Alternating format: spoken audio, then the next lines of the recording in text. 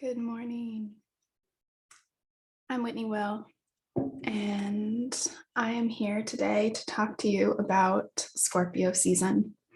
So I will be going over the main things that we have to look for during the sun's time in Scorpio, as well as breaking down all of the smaller transits. So if you want to get comfortable and grab a pen, maybe your planner, we will dive in. So the sun enters Scorpio on the evening of October 22nd. So that's Friday, October 22nd, and we'll be there until November 21st. And this month is going to be very different from Libra season. It kind of takes off and picks up storylines that were very active in July and in late April and in early February, and is kind of going to give us part 4 of those stories. And a big reason for that is that the sun and Mercury and Mars and the moon, obviously, but the moon does this every month, are all going to be moving through Scorpio, which is one of the 4 fixed signs. And so they are going to be reactivating that kind of big headline event of 2021 that I've talked about a lot, the Saturn-Uranus square, the challenge to create a sustainable new world order, the challenge to change old structures because of new things that we've discovered and new value systems and changes in our value systems, changes in our connection to the natural world, and how that necessitates changes in our social structure, Taurus to Aquarius. So we saw the activation of that square in February when we had planets going through Aquarius. We had it again in late April, early May with ingresses into Taurus. We had it in July when they moved through Leo, and then we will have it again in Scorpio. So big question is, how is the Scorpio one different? And to think about that, we need to think about how Scorpio is different than the other fixed signs. So to break them down very simply, now there's a tremendous amount that can be said about any of them. There are no signs that are more complex or less complex than any others. But very simply put, we have Aquarius that is zoomed all the way out in terms of the way that it wants to look at problems, the way that it processes time. Aquarius kind of lives in the past and the future, not in the present, right? It wants to understand things on very, very large scales. It is utilitarian in the sense of the greatest good for the greatest number of people is an ethic of Aquarius. It makes it very idealistic, right? Aquarius is the idea of utopia, and really not always being so intimate with people. So Aquarius has the vibe of, being humanitarians, but not being so into individual humans. Then we have Taurus, and Taurus is really the sign that has the deepest connection with what we would call now the natural world, with the seasons, with the trees, with plants, with our feelings of being both supported and dependent upon those things, our desire for physical safety, our desire for physical comfort in the sense of having our material needs met, and how that how the process of doing that used to, when we do it with the right cycles, really grounds us and supports us in our identity. Taurus can be controlling in the sense of there's a kind of dominating serenity to it, if that makes sense, not necessarily of the emotional kind, which I associate more with Cancer, but in Taurus, it's very much, it's all practical. It's about getting your practical needs met. And yeah, I was going to kind of defend them as being thought of being fairly shallow, but I don't think I'm going to go down that rabbit hole. It's not shallow. There is a deep animistic and holy relationship between soul and body and the material world and the soulfulness of the material world. And Taurus is very connected to that. Taurus also is the sign, I think, that understands most intuitively the significance of gratitude for the things that we do have. And so I think it's a quite deep sign, but it does have a rigid sense of its own value systems in the same way or in a similar way that Aquarius does. Then we have Leo, the sign of the sun, the sign of, right, who we are as individuals engaged in the story of our lives. Leo has the sense of being epic. And there's kind of, right, like you inhabit your one role, your one life, your one job. And right, it doesn't, in some ways, it doesn't even matter what it is because you can do it in a wholehearted way. And then it will be this like beautiful thing, right? Joseph Campbell, the mythographer, was a Leo, and he said, we are here looking for the rapture of being alive, that there is a sacrament in our lives in being ourselves. And so Leo kind of meets the square of Taurus and Aquarius with like, what is my role inside of, in creating the new world order? What is here for me? What am I here to do? Right? And Leo takes a lot of flack for being a little bit self-centered, but it's not necessarily that it's all about them, but that we each have a place where we can do our best work. And when Leo is functioning really well, what it does is it gives everyone permission to be themselves and to take delight in their role that they get to play in their world and in life. So we come finally to Scorpio. And Scorpio is a fixed sign that, I think about all the signs in terms of their axis and their opposites. Scorpio is opposite to Taurus. And while I see Taurus kind of being like the celebration and the delight in the fun and good parts of nature, I see Scorpio as kind of the unsettling and disturbing parts of nature that we don't really want to look at. So, right, the truth of the tremendous violence that occurs just to be in the world, and I don't care whether you're vegan or you're pacifist, right? Our existence necessitates the suffering of something else. And that's something that's deeply uncomfortable, but it's a scorpionic truth that we sit with, right? Compost is really smelly. And if we don't make compost, then it becomes this kind of toxic sludge that poisons things. And if we do, right, if we do allow the natural world to kind of reconsume itself, then we get this kind of magic fertility back. And that is what I kind of see the balance between Taurus and Scorpio. But Scorpio does the uncomfortable violence, decay, the more unsettling pieces of that, right? Right, we can look out at the ocean and feel very serene, but if we are capsized in the ocean in the middle of the night in a storm, we don't feel the serenity of the support of the ocean, right? We feel the violence, we feel the power, we feel the overwhelm, we feel our smallness. And those are all kind of Scorpio pieces.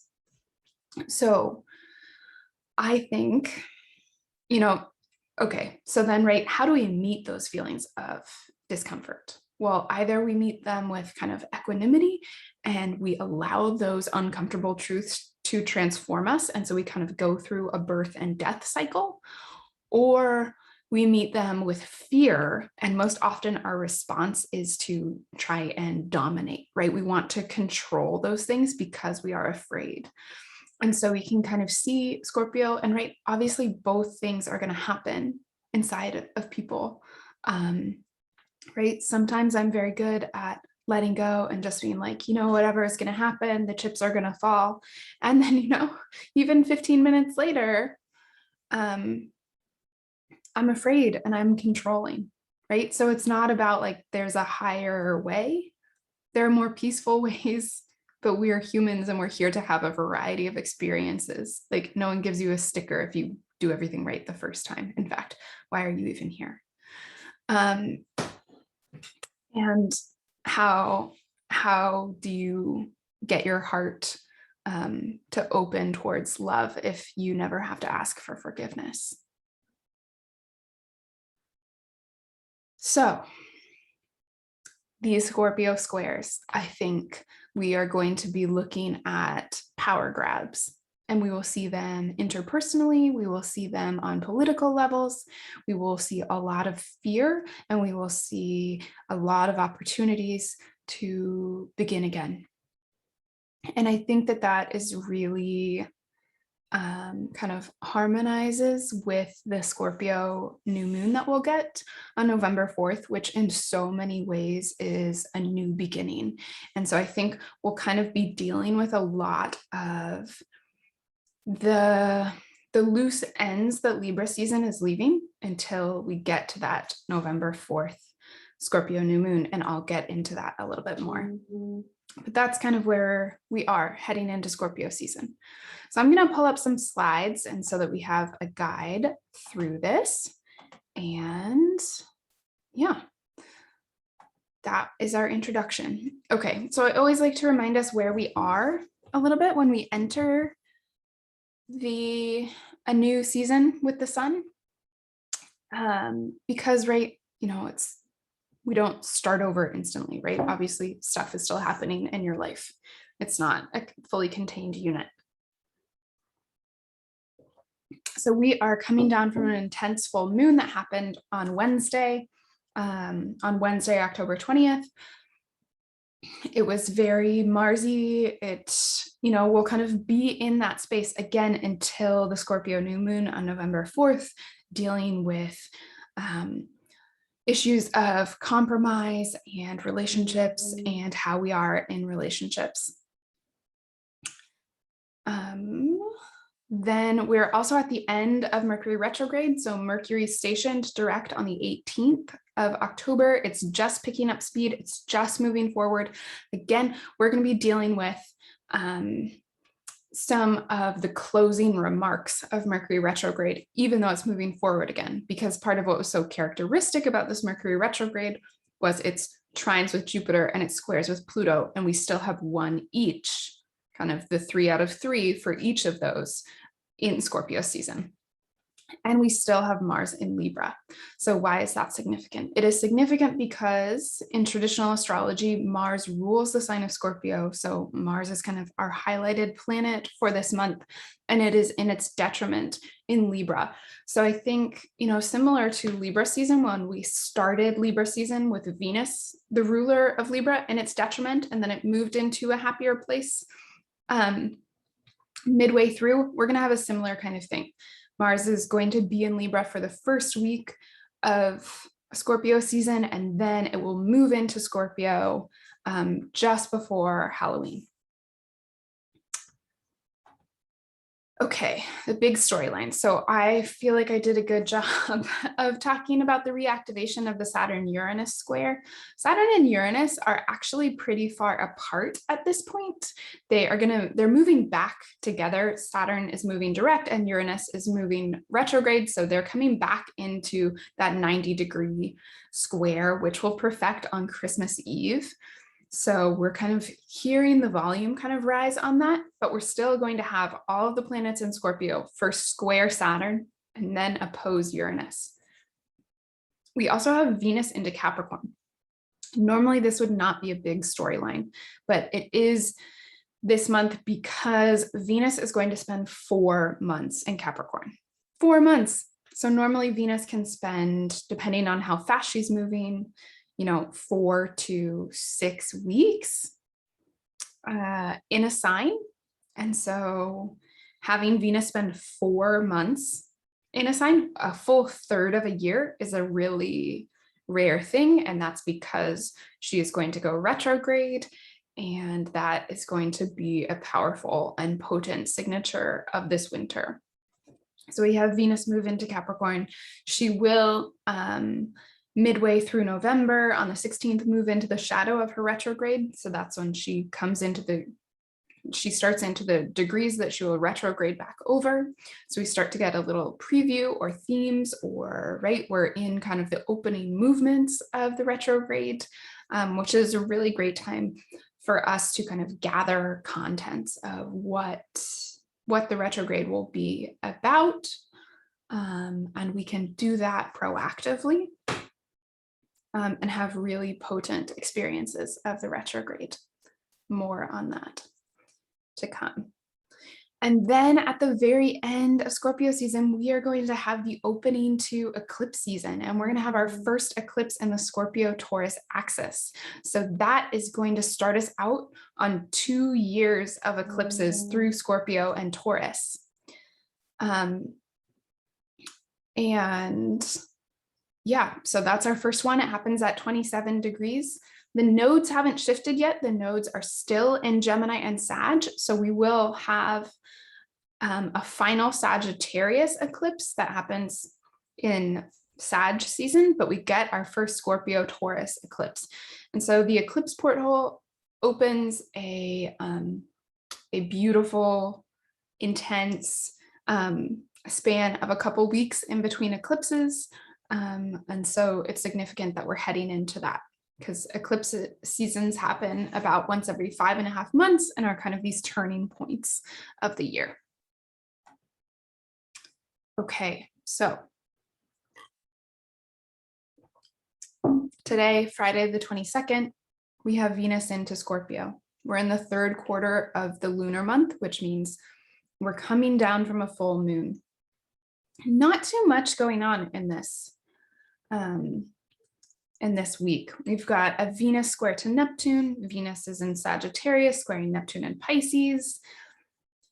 I don't know, this one seems fairly gentle to me because they're both ruled by newly direct Jupiter. It just seems like kind of a good time to take a break and have fun if you can do that on Wednesday night or Tuesday night when that happens.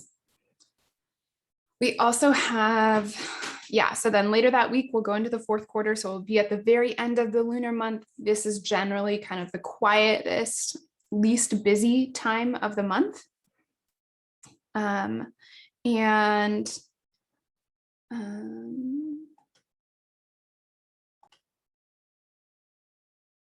Okay, so we're in the 4th quarter. It's generally the sleepiest time of the month, a good time to wrap stuff up. Again, we've got that Scorpio new moon coming, which I said is going to be a big reset. And I really think that. So this 4th quarter, tie up those loose ends, have the conversations and get the closure that you need about the Mercury retrograde in Libra. We're going to have some sign changes. And so this is really a nice time to just kind of put those things to bed. We have the Sun square to Saturn on October 30th, which will be, again, we've got the Sun leading the way. Mercury is behind the Sun back in Libra. Mars is behind the Sun. So we're going to have the Sun moving first into that square with Saturn, and then that opposition with Uranus. So we'll have the Sun kind of showing us what that would look like in kind of larger terms, and then we'll break it down piece by piece with Mars being more action oriented and Mercury being a little bit more communication and thought oriented.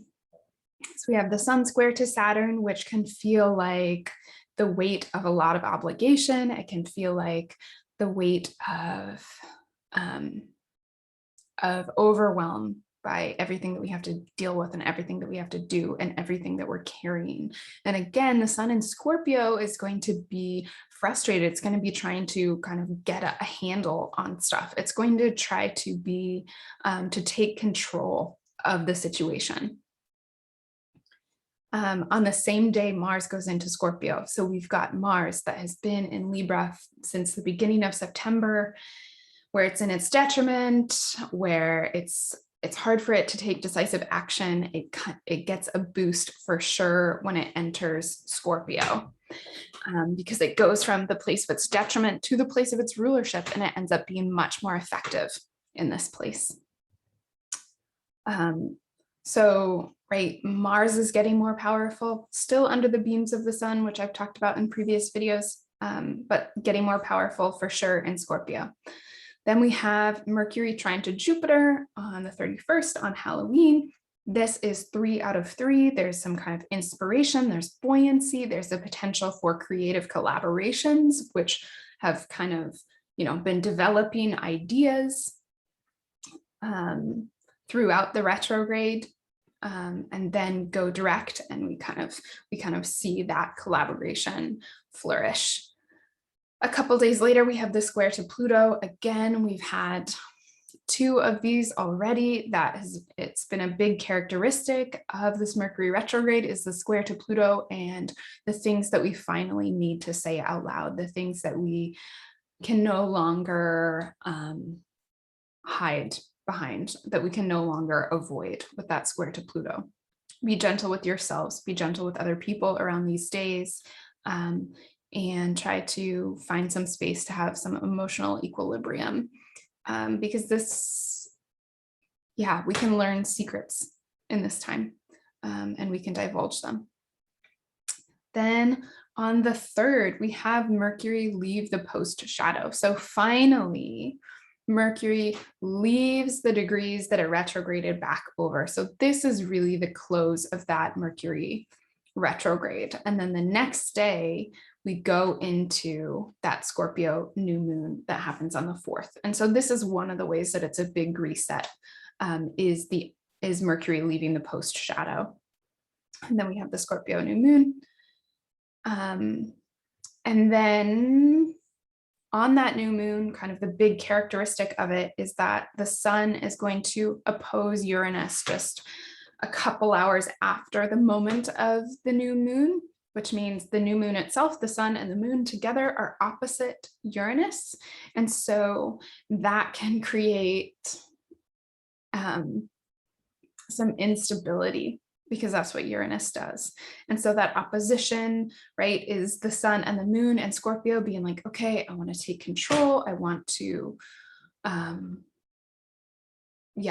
go really deep on this thing. And Uranus, Uranus from Taurus pointing out your body really can't handle that right now, or, right, making it very difficult to do that. And so in some ways it's less violent than the full moon that we're coming down from with that gnarly Mars square to Pluto, but it's going to be destabilizing, and it's a very destabilizing new moon heading right into eclipse season, which are very, very potent lunations.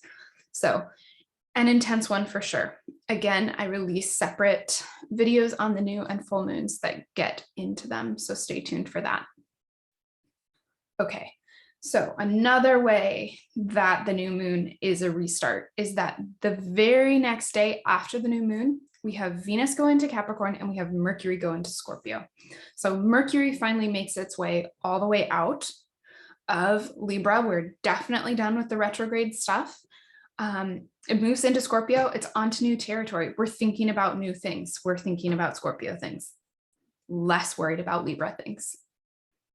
And we have Venus in Capricorn. And Venus in Capricorn speaks to the true value of things. Venus, right, is what we value, what we're attracted to, what we're connected with, what we want to move closer towards. And in Capricorn, that looks like maturity. It looks like hard work. I think Venus in Capricorn is a really good time to evaluate work. And right, as a culture, we're already doing that, right? We've got hiring crises and people don't want to work the jobs because of the way that we've set up our labor system and our employment systems. And so I think we will see that through the winter, and we will see people making much different choices about employment and about work and about what is truly of value to them in this larger, more mature Capricornian way. And I think that we will see the establishment respond to that. I think it will be having its crisis and it will be responding and deciding what is of value. And so, but I think the thing to notice is that it's not necessarily super fun. Venus in Capricorn is not super fun, right? It's not a Venus that's like lounging around eating appetizers in Libra, or, you know, like flamboyantly dressed, singing her heart out in like the musical of Leo. She is, you know, she's in the office, she's putting in the hours, she's punching clock. And that is, you know, she's in Saturn's sign, right? What she values is hard work and discipline in that space. And so it's a little bit of a nose to the grindstone feel. And we're heading into 4 months because she will be there until March 5th because of the retrograde. So the whole winter, we will have Venus in Capricorn. So we'll have lots of time to get to know her there. I'll probably do a separate video, probably midway through, about the stuff that we're learning, because we can always learn so much when we're actually in the experience with the planet, kind of showing us how they express themselves in a specific sign.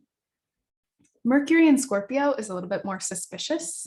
Mercury in Scorpio is really great for focusing our attention and kind of like, I picture Mercury in Scorpio as kind of like a drill, like drilling into the core of the earth. It's just like, it's going to move through rocks. It's going to move through whatever, you know, it's just like boring holes in, with that level of focus. It can be a little bit suspicious. It can be a little bit cynical. And so you can, you know, maybe all of these Mercury squares to Pluto and the revelations of secrets and stuff can make people a little bit suspicious and a little bit less open. Hopefully there'll be some critical thinking around conspiracy theories with Mercury and Scorpio. We will see. The 10th. So, right, we've got a little window between the 5th and the 10th where not a ton of stuff is happening. On the 10th, Mercury conjoins Mars and it squares Saturn and Mars squares Saturn. So we've got that all in one day. And gosh, what a day. You know, Mercury and Mars conjunctions are fighting words. And we had their conjunction in Libra a few weeks ago. And that was, you know, but in Libra, people are trying to be nice. They're trying to like not step on each other's toes, even though Mercury Mars conjunctions, like Mars and Libra is definitely stepping on toes. They're trying not to, right? You're trying to do it the nice way. Well, this one, you're not trying to do it the nice way. Mars is going to stick the scalpel in. And so I feel like this, with Saturn right there on this Mercury Mars conjunctions, it's like people making ultimatums, people being like, you're going to do this or I am not going to be with you or something. You know, so there's some strong arming, there's some forcefulness to this day. Yeah, not super fun. Then we head into the second quarter of the lunar month. This is generally the kind of biggest, the loudest, most dramatic week of the month, from the second quarter until the full moon. And it starts off, right, with this bang of Mercury opposite Uranus. And right, so if we get that ultimatum with the Mercury Mars square Saturn, when Mercury and Mars oppose Uranus, they're going to say, F this. You know, there's going to be some surprising words spoken, some surprising actions taken, right? Saturn is the limitation, the oppression, the like, okay, we need to set up a structure for this. And Uranus is like, I'm going to blow up your structure. So that's a little bit of the tension that we have. So we have Mercury opposite Uranus, then we have the Sun square to Jupiter. This is actually a really helpful aspect, I think, where we get some support from Jupiter. Yeah, I think there can be some egotism, some kind of like narcissistic domination that happens around this aspect. There's a kind of like high horse quality that can happen with Jupiter. So there could be a little bit of that, but I think we're going to need a little bit of a pick me up in the middle of this. This is pretty ouchy astrology. On the 16th, Venus enters the shadow of her retrograde. So we're going to have Venus in the shadow of her retrograde for 2 months because she is not going to station retrograde until December 19th. Oh, so just 1 month. Sorry.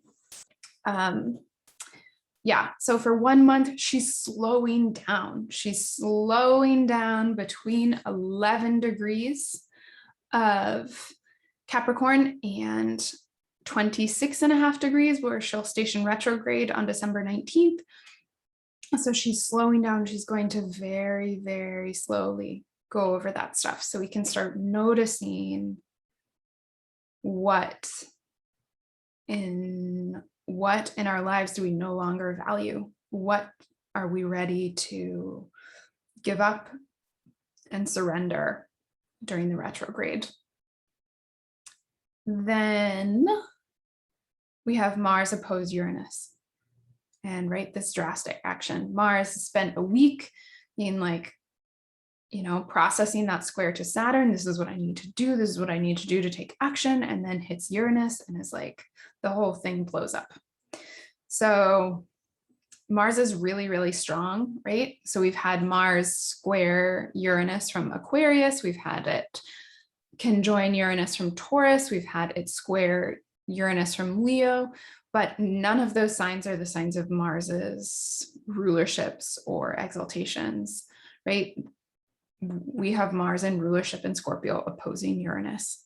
And this can be explosive and violent. And then we have Mercury trine to Neptune and Venus trine to Uranus, which could be a nice break, could be an innovative sidestepping, could be this kind of, oh, here's the solution to this. It could also be escapism that is dangerous, right? Do not, right? Mercury trine to Neptune in water signs. Please don't flood your brain with too many substances. It's difficult astrology, so find the coping mechanisms that work for you. Mercury trine to Neptune is great for creative work. Yeah, and lean into those. It's really hard to control the flow. So those unhealthy coping mechanisms could be more dangerous at this time of the year. Then we have a Taurus full moon lunar eclipse just after midnight on West Coast time on the 19th. That brings us into eclipse season. And that is, I think it's the Friday before Thanksgiving. So should be a potent Thanksgiving. And right after that, the sun enters Sagittarius. So we kind of end with this big eclipse. That's the first eclipse in the Scorpio Taurus eclipse cycle. You can look to the houses in your chart that you have Scorpio and Taurus in and look at the whole sign houses to see kind of what needs to be reorganized, reprocessed, rebalanced, but in a way where things get shaken up and things get shaken loose. Yeah, that's what I have for Scorpio season. It's a bumpy ride. It gets bumpier. It doesn't have the frustration of Libra season with things not moving forward and that being part of what was so difficult about Libra season. It has more of these trying to control things, trying to take very effective action, and a lot of it probably working. Yeah, I hope you stay grounded, stay centered, have some fun times, right? Just because we have lots of difficult astrology does not mean that that's only what's going to happen, right? All of these planets are also moving through your birth chart and making aspects to your specific chart. And that can be happening in very benefic ways. We can also be having, it also matters which planet is your Lord of the Year. And so who you're kind of most connected to, who you're going to be most sensitive to. And that can really change our experience as well. Also, where Scorpio is in your chart, if it's in a traditionally easier house, that can definitely change our experience of these things. So be well, let me know how these transits go for you. I will be back with videos for the new and full moons. You can find me on my Instagram where I do midweek check-ins on Wednesdays and process the astrology there. Wishing you all the best. Thanks for watching. Please like and subscribe. It makes a big difference for people finding their way here. Okay, bye.